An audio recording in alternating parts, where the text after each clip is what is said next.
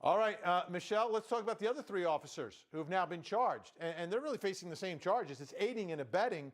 But part of proving aiding and abetting is you've got to prove this foreknowledge that these other three officers had at the time, that they knew that the alleged accomplice here, which would be Chauvin, was going to commit a crime, number one, and that by being there or by taking actions, the other three officers intended to further the commission of that crime.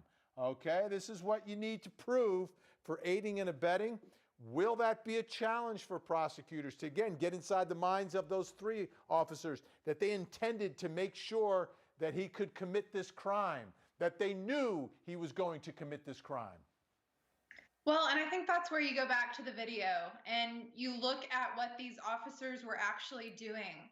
They weren't just standing by. Several of them were participating by being on his body and holding him down. This isn't just a failure to aid or a failure to protect him. This is actually participating in his murder, which is exactly what I think at least a few of them did.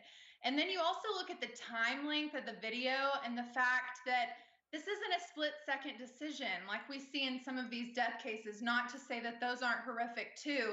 But I think the New York Times had said that he had his knee on George Floyd's neck for over 8 minutes.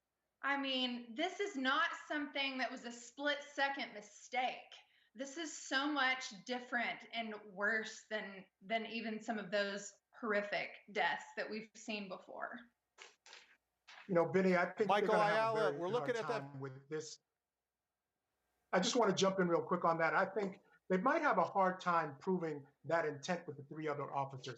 I think they were engaged in helping secure this person, but I'm not sure that you can say that they were aware that this other officer, Chauvin, had this intent or had this idea to really hurt this guy. They were just participating and they were doing their job. And again, we're talking about police officers here, not just any old group or citizens. We're talking about police officers. So I think they might have a tougher time with those other three police officers. But Vinny, what can I about add what the something to people that? were yelling? Right. Yeah. Can I add something to that? David, I'll give you the final word. I think there definitely was intent by the other three officers once it became apparent that George Floyd was non-responsive. He wasn't breathing. And Officer Chauvin continued to press his knee into George Floyd's neck. Not to mention, the other two officers continued to hold him down as well. And then Officer Tao, who was also part of this. He's essentially, if this was a bank robbery, he was the lookout man. They are all culpable here. They all deserve to be charged and convicted.